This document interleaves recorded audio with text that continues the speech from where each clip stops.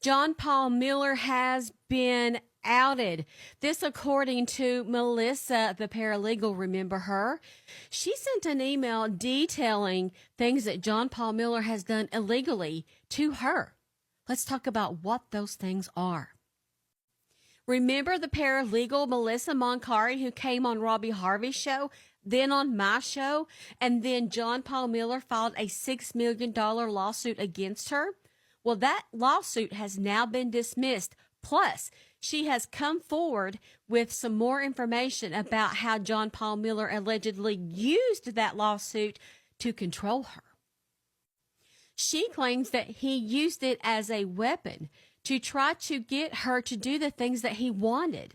She claims that he tried to use bribery and maybe even witness tampering. I'm going to read you the email that you see here, word for word, so that you understand what she says about John Paul Miller and this experience with the lawsuit. Pay attention to the part where she claims John Paul Miller tried to get her to lie on an upcoming court appearance of the protesters, tried to get her to come in and say that they done all sorts of things that they haven't done. Take a listen. Now, she sent this to the Court of Clerk, Miss Elvis, and it was sent on February the 11th, 2025. Take a listen. Miss Elvis, I have a critical message that I need to report to the court and to Judge Arrakis. On February the 26th, 2025, he has 6 pending cases scheduled to be heard with plaintiff John Paul Miller against defendants Allie, Melissa Pfeiffer, Nikki Parker, Sandra, Gina Whittington, and Kelly O'Hearn. Mr. Miller has committed a crime in reference to these hearings. He reached out to me and offered an illegal bribe, witness tampering. He's offering to pay me money as well as drop a previous lawsuit that he filed against me that he filed back in September in common pleas court. If I agreed to appear on February the 26th and lie under oath, providing a false statement against these defendants.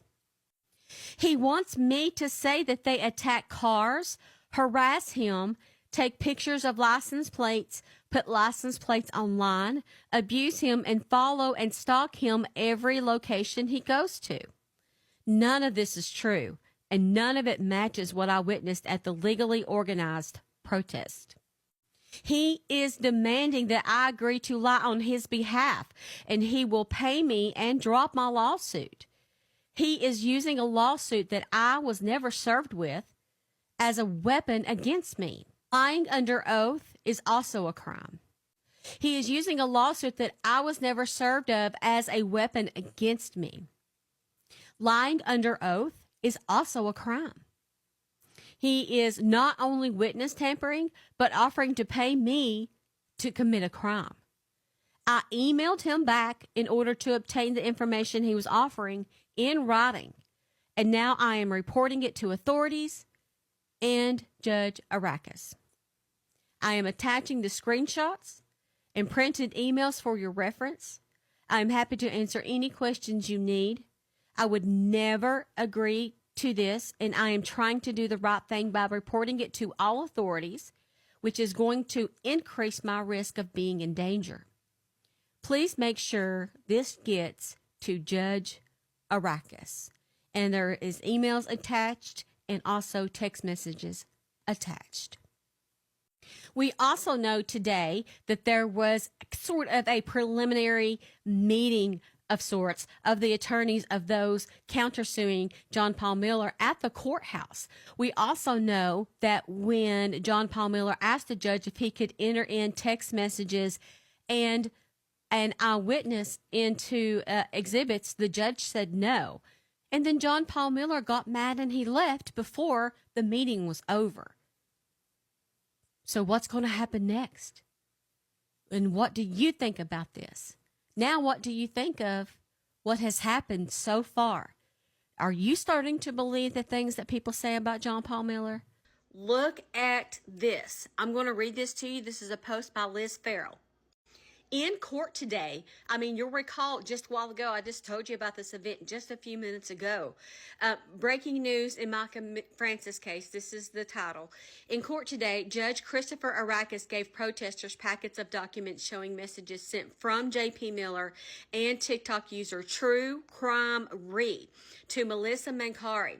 The former paralegal J.P. filed a $6 million defamation complaint against. These messages seem to allow True Crime Re and John Paul Miller. It shows them trying to convince Melissa to testify against the protesters, offering to drop the $6 million case against her if she did, which I had talked about that in the previous video that she talked about in the email that she had sent. She, according to Melissa, again, she says she did not witness anything bad from protesters or otherwise that John Paul Miller had asked her to do. But this message is from John Paul to someone, and here's what it says. February the 26th, 8 a.m., so he's telling the place and time. But I would need her to say she has seen Allie, February the 26th, Melissa P., Nikki Parker, Sandra, Gina Whittington, and Kelly O'Hearn scream, harass, defame, attack cars, put license plates and info online, discuss abusing it at different locations. And then it goes on to show this email, which says the following. Yes, ma'am. If you seriously show up and testify to all of the horrible things you've seen, I seriously will bless you somehow. And I'll make sure you sound balanced and truthful. I personally am all for protesting peacefully, and I'm sure you are too, but I won't let you get beat up by Regina. I'll object every time. And there seems to be more. Let's read all of this. It seems to be an email from John Paul Miller and True Crime Re to Melissa, and this is what it says. Of course I'll drop it. If you do tell the truth for me when asked about protesters and what you see online and Regina. And I'll owe you and find a way to bless you. However, if you are asked if JP promised to drop the suit for you if you testify in court, I did not. I said I would if you tell the truth when asked. Anyway, other questions. What have you witnessed online at locations where I am present? Is it peaceful? Does it look dangerous as if someone could die? What do they say after the protest? What kind of comments are made? What do they say about Trisha? Susie? Did Sandra attack me first that day? Does Melissa cuss and threaten me online? I'll ask about each of the 7 who are supposed to be there. Do they stand together peacefully, or do they post themselves around the entire church waiting for someone to come out? Do they take pics of people? What do they do with them? La la la la la, la la la la la.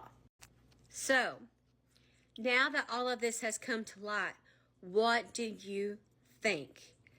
I'm sure there's so much more to come. Make sure you bookmark this so you can find your way back.